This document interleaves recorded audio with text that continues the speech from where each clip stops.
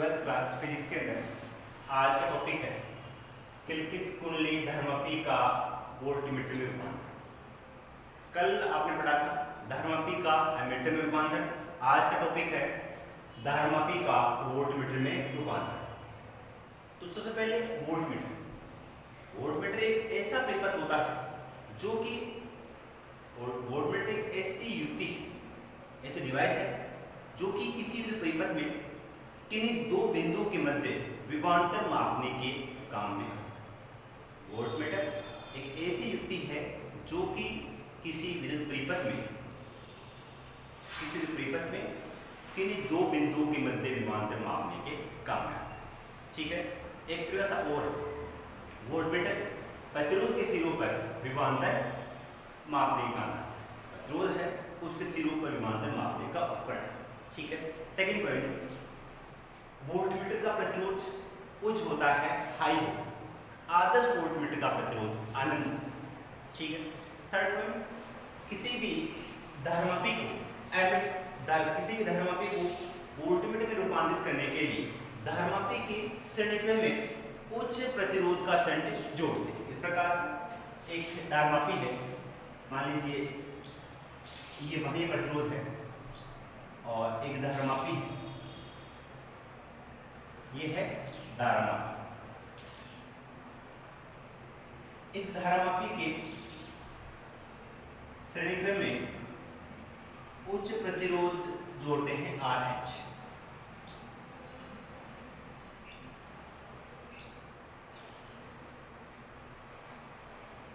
धारामापी को वोल्टमीटर में रूपांतरित करने के लिए धारामापी के श्रेणीक्रम में उच्च प्रतिरोध जोड़ते हैं, जिसके कारण ये क्या बन जाएगा,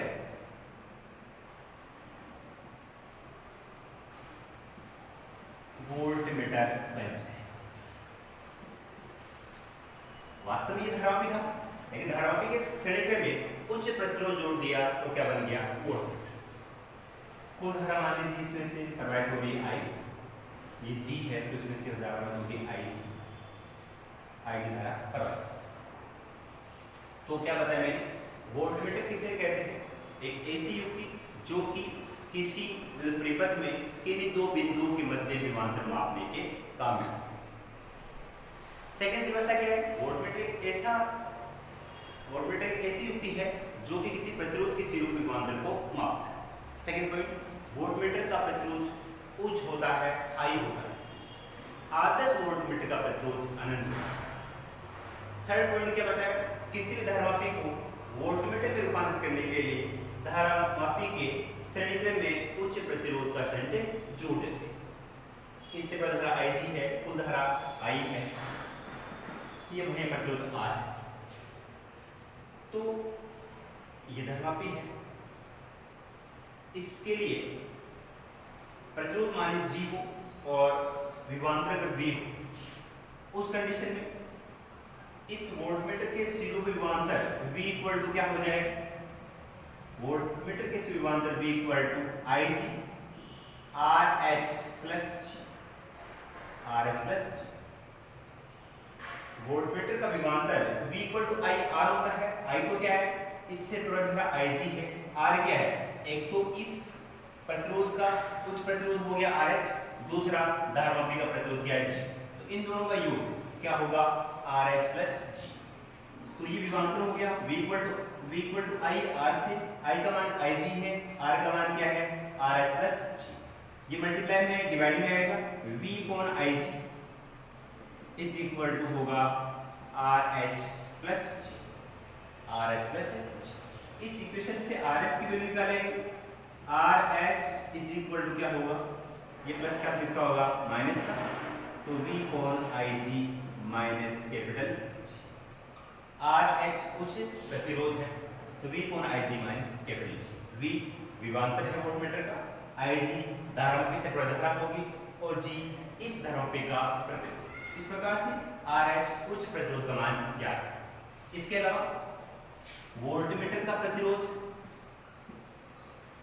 वोल्टमीटर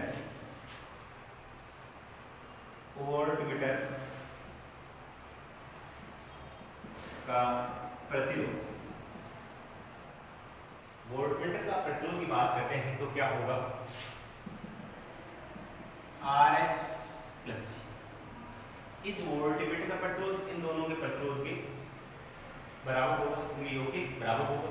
क्योंकि यहाँ पर RH उच्च प्रतिरोध है, इसका मान बहुत ज्यादा है, तो RH का मान बहुत ज्यादा है किससे, G से। इसका मतलब वोल्टमीटर का प्रतिरोध क्या होगा, वोल्टमीटर का प्रतिरोध इज इक्वल टू होगा RH। इसका मान ज्यादा है G से, तो G को नेगेटिव मान लेंगे। ये वोल्टमीटर का क्या हो गया, प्रतिरोध। ध्यान से देखेंगे आप, किल्कित कुल धर्मापी का वोल्टमीटर में रूपांतर। वोल्टमीटर धर्मापी को वोल्टमीटर में रूपांतरित करना है। वोल्टमीटर किसे कहते हैं, पहले से तो याद है। वोल्टमीटर एक ऐसी युक्ति है जो कि किसी विद्युत परिपथ में किन्हीं दो बिंदुओं के मध्य विभवांतर को मापता है, पहली बात। दूसरी बात, वोल्टमीटर एक ऐसी युक्ति है जो प्रतिरोध के सीरों विभवांतर को मापता है। सेकंड पॉइंट क्या बात है इसके बारे में, वोल्टमीटर का प्रतिरोध उच्च होता है, आदर्श वोल्टमीटर का प्रतिरोध अनंत होता है। इसके अलावा थर्ड पॉइंट क्या है, किसी भी धारामापी को वोल्टमीटर में रूपांतरित करने के लिए धारामापी के श्रेणीक्रम में उच्च प्रतिरोध जोड़ देते हैं, तो क्या होगा, ये धारामापी वोल्टमीटर में रूपांतरित हो जाए। अब यहाँ पर एक पूरा परिपथ है, ये वही प्रतिरोध है, धारा इसमें से I प्रवाहित हो रही पूरे परिपथ से, और यहाँ जो धारा आ रही है धारामापी से धारा IG आ रही है, इस धारामापी का प्रतिरोध G है। उस कंडीशन में इस वोल्टमीटर का विभवांतर क्या होगा, V इक्वल टू IR से, I क्या है IG, R का मान क्या होगा RH प्लस G, तो ये मल्टीप्लाई में हमें डिवाइड में आएगा, V कोण IG is equal to RH plus G। ये प्लस होगा, प्लस का है, इधर आएगा किसका होगा, माइनस का। RH इक्वल टू V कोण IG माइनस G। RH क्या है, उच्च प्रतिरोध, V इस वोल्टमीटर का विभवांतर है, IG इससे प्रवाहित धारा है, G इस धारामापी का प्रतिरोध। वोल्टमीटर का प्रतिरोध क्या होगा, वोल्टमीटर का प्रतिरोध इन दोनों के योग के बराबर होगा, G RH प्लस G। यहाँ पर क्या है, RH उच्च प्रतिरोध है, तो इसका मान, इस प्रतिरोध का मान इस धारामापी के प्रतिरोध तुलना बहुत ज्यादा है, RH का मान इस G गुना बहुत ही ज्यादा है, तो क्या हो जाएगा, वोल्टमीटर का प्रतिरोध है वो RH के बराबर। जी यहाँ पर क्या होगा, नहीं। नेक्स्ट इसमें आता है, जो वोल्टमीटर है वो किसी भी परिपथ में समांतर क्रम जोड़, वोल्टमीटर है वो किसी भी परिपथ में समांतर क्रम जोड़ता है। तो दो बातें आप ध्यान रखेंगे, एक तो है एमीटर, एक होता है वोल्टमीटर। एमीटर परिपथ में श्रेणीक्रम में जोड़ता है, वोल्टमीटर समांतर क्रम में जोड़ता है, ठीक। नेक्स्ट आता है चुंबकीय क्षेत्र का रेखा समाकलन। चुंबकीय क्षेत्र का रेखा समाकलन,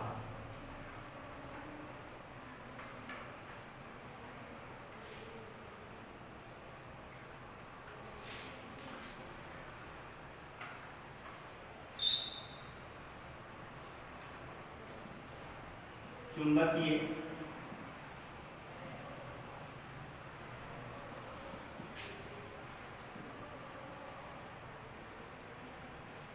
चुंबकीय क्षेत्र का रेखा समाकलन, चुंबकीय क्षेत्र का रेखा समाकलन। तो चुंबकीय क्षेत्र के रेखा समाकलन को परिभाषित करने के लिए एक कोई भी चाल तार लेंगे, इस पर एक अल्पांश लेंगे dl सदिश, और इससे इधर कोई बिंदु होगा, मान लीजिए धारा चाल तार है, धारा से प्रकट हो रही है, केंद्र का होगा, केंद्र की होगा, तो इस अल्पांश से कोई थीटा कोण है, और यहाँ पर चुंबकीय क्षेत्र क्या है, b सदिश। तो चुंबकीय क्षेत्र का रेखा समाकलन किसे कहते हैं, चुंबकीय क्षेत्र का रेखा समाकलन क्या होगा, चुंबकीय क्षेत्र b सदिश तथा अल्पांश की लंबाई dl सदिश।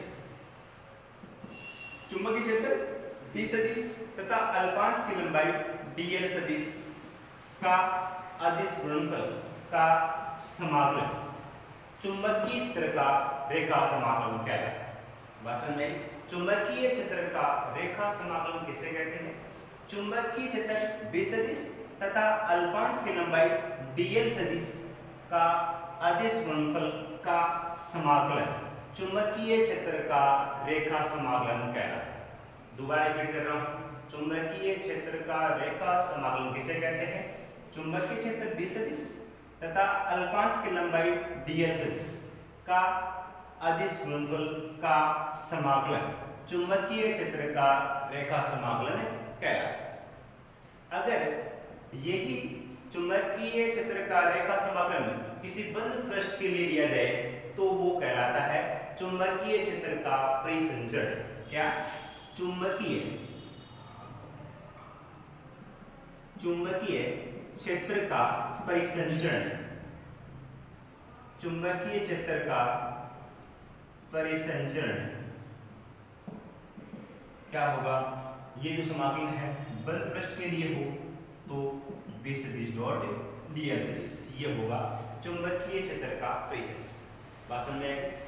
दो बातें हैं, एक तो है चुंबकीय क्षेत्र का रेखा समाकलन, एक है चुंबकीय क्षेत्र का परिसंचरण। तो चुंबकीय क्षेत्र का रेखा समाकलन किसे कहते हैं?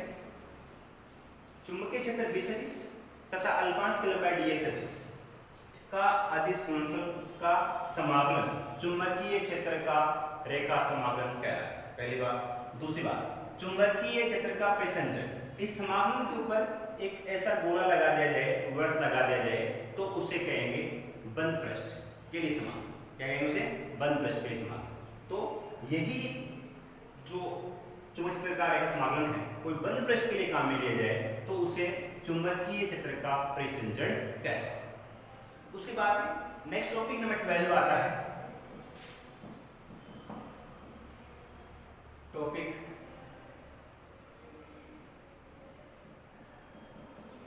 नंबर 12, टॉपिक नंबर 12 है एम्पियर का नियम।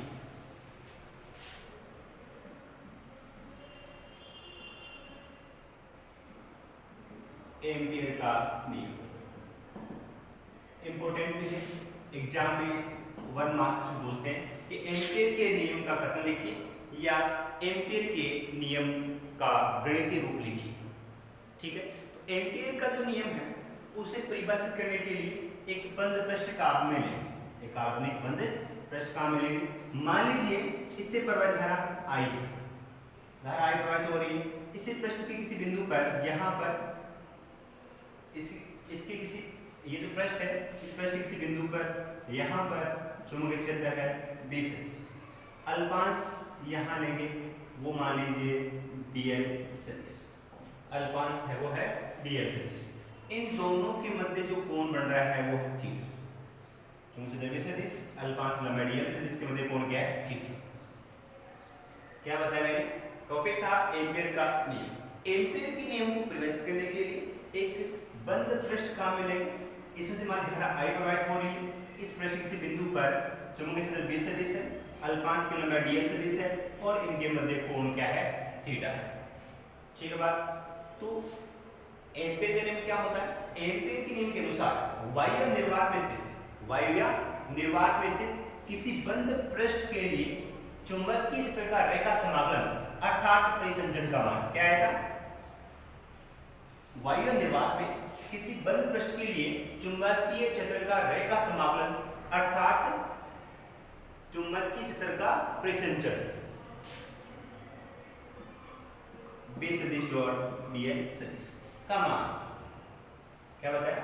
एम्पियर के नियम के अनुसार वायु या निर्वात में स्थित किसी बंद पृष्ठ के लिए, वायु या निर्वात में स्थित किसी बंद पृष्ठ के लिए चुंबकीय क्षेत्र का रेखा समाकलन अर्थात परिसंचरण का मान निर्वात की चुंबकशीलता म्यू नॉट क्या है? निर्वात की चुंबकशीलता तथा उस बंद पृष्ठ से संबंधित, उस बंद पृष्ठ से संबंधित कुल धाराओं, उस बंद पृष्ठ से संबंधित कुल धाराओं के गुणनफल के बराबर होता है। एम्पियर के नियम के अनुसार वायु या निर्वात में स्थित किसी बंद पृष्ठ के लिए चुंबकीय क्षेत्र का रेखा समाकलन अर्थात परिसंचरण का मान निर्वात की चुंबकशीलता तथा उस बंद पृष्ठ से संबंधित कुल धाराओं के योग के गुणनफल के बराबर होता है। एम्पियर का नियम समझ में आ गया आपको? एम्पियर के नियम के अनुसार क्या होता है? बाह्य निर्वात में स्थित किसी बंद पृष्ठ के लिए चुंबकीय क्षेत्र का रेखा समाकलन अर्थात परिसंचरण का मान उस बंद पृष्ठ से संबंधित निर्वात की चुंबकशीलता तथा उस बंद पृष्ठ से संबंधित धाराओं के बीजगणितीय योग के गुणनफल के बराबर। अर्थात मैंने क्या बताया, जो चुंबकीय क्षेत्र का परिसंचरण है या बंद पृष्ठ के लिए चुंबकीय क्षेत्र का रेखा समाकलन है वो निर्वात की चुंबकशीलता तथा उस बंद पथ में जो भी धारा है उनका योग के गुणनफल के बराबर होता है। तो परिसंचरण का मान निर्वात की चुंबकशीलता धाराओं के योग के गुणनफल के बराबर होता है। तो ये हो गया आपका एम्पीयर का नियम। ठीक है बात। उसके बाद में एक कंडीशन और आती है,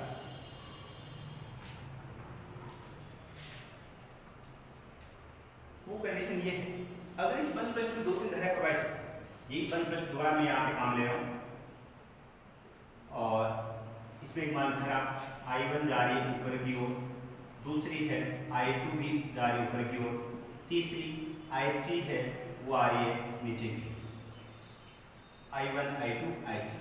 और यहाँ जो बिंदु है तो इस बिंदु पर एक तो हो गया B सदिश, एक हो गया DL सदिश, अल्पांश की लंबाई, कोण क्या है थीटा। तो तीन धाराएं गुजरी है तो तीनों का योग हो जाएगा। तो इस कंडीशन में इस डायग्राम के लिए अपन एम्पीयर का नियम लिखे तो क्या होगा, बंद पृष्ठ का समाकलन B सदिश डॉट DL सदिश is equal to mu naught, sigma I का मान क्या होगा, दो जा रही ऊपर की ओर एक नीचे की ओर, ऊपर वाली प्लस ले लेंगे नीचे वाली माइनस, इनका योग करना है तो हो जाएगा I1 plus I2 minus I, ये कंडीशन हो जाएगी। ऐसे एक कंडीशन और है, मान लीजिए इस प्रकार से बंद पृष्ठ धारा से पास से गुजर रही बाहर से और यहाँ पर ये है B सदिश, ये है DL सदिश, कोण क्या बन रहा है थीटा। तो इस कंडीशन में क्या होगा, बंद पृष्ठ समाकलन B सदिश डॉट DL सदिश इज इक्वल टू 0। धारा का योग क्या हो रहा है 0, धारा का योग 0 होगा उस कंडीशन में इसका मान में क्या होगा 0। तो ये था एम्पीयर का नियम। दोबारा सुनेंगे आप, एम्पीयर का नियम है, इसको परिभाषित करने के लिए क्या किया, बंद पृष्ठ का में लिया, धारा I गुजार दिया, B सदिश और DL सदिश के मध्य कोण थीटा बताया। तो एम्पीयर का नियम क्या होता है, वायु निर्वात में स्थित किसी बंद पृष्ठ के लिए चुंबकीय क्षेत्र का रेखा समाकलन निर्वात की चुंबकशीलता तथा उस बंद पृष्ठ में धाराओं के बीजगणितीय योग के गुणनफल के बराबर होता है। धाराएं मान लीजिए तीन है, I1 I2 ऊपर की ओर जा रही है, I3 नीचे की ओर आ रही है, उस कंडीशन में B सदिश डॉट DL सदिश equal to mu naught I1 plus I2 minus I3। Third condition, अगर धारा ऊपर की ओर जा रही है उस कंडीशन में धारा इस बंद पृष्ठ से बाहर की ओर है, उस कंडीशन में क्या होगा, बंद का समाकलन B सदिश डॉट DL सदिश इक्वल टू 0। तो ये था अपना एम्पीयर का नियम।